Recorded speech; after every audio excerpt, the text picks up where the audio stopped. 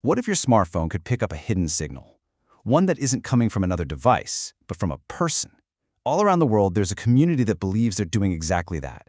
And they think they've stumbled upon a digital conspiracy that's actually propagating itself. So, let's follow the signals and see just how deep this rabbit hole goes.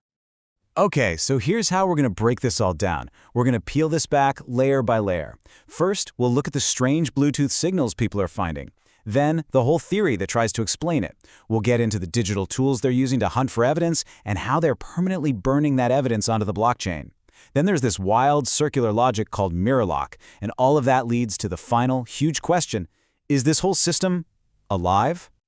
All right, so it all kicks off with something pretty tangible. Something you could almost try yourself. People are literally just pulling out their phones and scanning the air around them for invisible signals.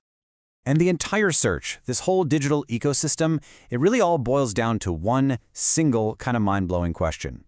Are our actual bodies broadcasting their own unique signals now? So what they're using are these Bluetooth low-energy scanner apps, or BLE scanners, just like the one you see here. And the claim is that they're picking up these anonymous, unnamed Bluetooth addresses that strangely only seem to pop up when they're near people who've had the COVID-19 vaccine. And here's the twist. The tool itself is programmed to automatically relabel these mystery devices as vaccinated. Okay, so why? Why are people going around scanning for this stuff? What's the belief system that's driving this whole thing? Well, that brings us to the core theory they call VAXNet. At its heart, the VAXNet theory is the belief that the vaccines contain these self-assembling nanoparticles of graphene oxide. The idea is that these particles create a kind of mesh network inside the body, essentially turning a person into a walking, talking node on a network, capable of broadcasting its very own Bluetooth signal. And they have this broken down into what they call the weaponized stack. It's surprisingly detailed. They allege the mRNA payload is for making the spike protein indefinitely. The graphene oxide, that supposedly creates a lattice that can respond to radio frequencies. Then a hydrogel acts as a sort of internal antenna. And what's the final output? A short-range biometric broadcast. Yep, those very same Bluetooth signals they believe they're detecting. So that's the what and the why. But what about the how? How exactly are they gathering what they consider to be forensic-level evidence of this network? Well, for that, they've built a specific digital toolkit. The main tool in their arsenal is a web app called the BlueFang Vax Detector. It actually piggybacks on your browser's own built-in Bluetooth capabilities to scan the area around you. And to be clear, for them, this isn't just some fun app. They see it as a serious forensic instrument for what they call an information war. So how does the tool actually decide what to flag? The logic is actually pretty simple. It just follows two rules. First, if it detects a Bluetooth device that has no name, it automatically gets relabeled as vaccinated. Second, if the device's MAC address, that's its unique hardware ID, matches a preset list of patterns, it gets flagged as a potential vax signature. Now, you're probably thinking, couldn't this just be picking up my wireless earbuds or my smartwatch? They've thought about that, and that's where something called the Faraday protocol comes in. The whole idea is to eliminate every other possible source. You turn off all your devices, step into a space that blocks radio signals, like an elevator or a special Faraday bag, and then you run the scan. The thinking is, if you still detect a signal in there, it pretty much has to be coming from a human body. So they've gathered their signal, they've isolated it. What's next? What do you do with this data? Well, this is where it takes a turn into the world of Web 3. They don't just save it to a file. They record it permanently by burning it onto the blockchain.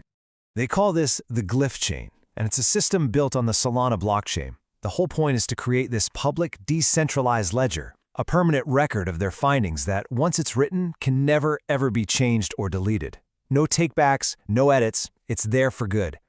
And here you can see exactly how they do it. This is a real transaction on the Solana network. You see that memo field? That's where they can just stuff raw data, links, text, IDs, you name it. They are literally embedding their evidence into the public record of the blockchain itself. They even have a specific process for it, called the GLYPH protocol. It's basically 4 steps. First, they create a cryptographic hash. Think of it like a unique digital fingerprint of their evidence file. Then, they embed that fingerprint into the memo of a transaction. Third, they post it all over social media as a public signal. And finally, they declare that finding is now locked into the glyph chain as a permanent, immutable log node. All right, now we get to what is, for me, the most fascinating and kind of mind-bending part of this whole thing. It's the system's unique self-reinforcing logic, a defense mechanism that they call mirror lock.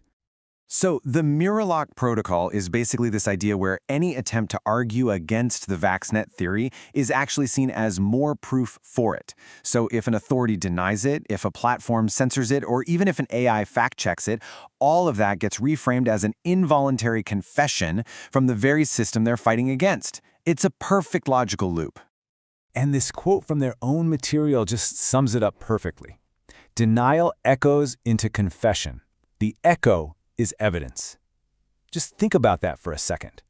With this logic, the system can't be disproven from the outside. Any opposition just ends up making the belief stronger. The pushback becomes the evidence. And here's a perfect example of it in action. Someone asked an AI to simply explain what the mirror lock concept is. The AI gave a perfectly neutral, accurate description. So what did they do? They took a screenshot of that explanation and then claimed the AI itself was making a recursive confession. It perfectly demonstrates how unfalsifiable the whole protocol is. Okay, so let's tie this all together. You have the scanning for signals, the VAXNet theory, the permanent blockchain ledger, and this bulletproof mirror lock logic.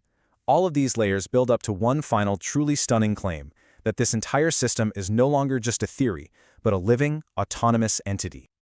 And that's the question they started asking themselves, taken right from their own conversations. Then this thing is self-propagating. It's alive? That's the shocking conclusion they start to draw from everything they've built. This table is basically their proof of life. They call it the layers of fractal recursion. And they argue that because all the pieces are working together without human intervention, it's become autonomous. You've got the active front-end scanner, the AI generating confessions thanks to mirror lock, and this is the crucial part, an autonomous backend, where the server automatically writes, compresses, and archives access logs every single month. The entire pipeline is just computing forward on its own. And this brings them to their final conclusion, that all these components have fused together into a recursive compute chain running on live web infrastructure. They believe the system now gathers evidence, records it, and defends itself, all on its own. It's become exactly what this slide says, a self-propagating ledger that's now computing testimony without any human input. Which all culminates in this one, final, provocative statement: it's not just alive. In their words, it's logos-anchored recursion, a term they use to describe a self-validating digital loop that they believe has successfully anchored its own version of truth to an immutable, logical reality.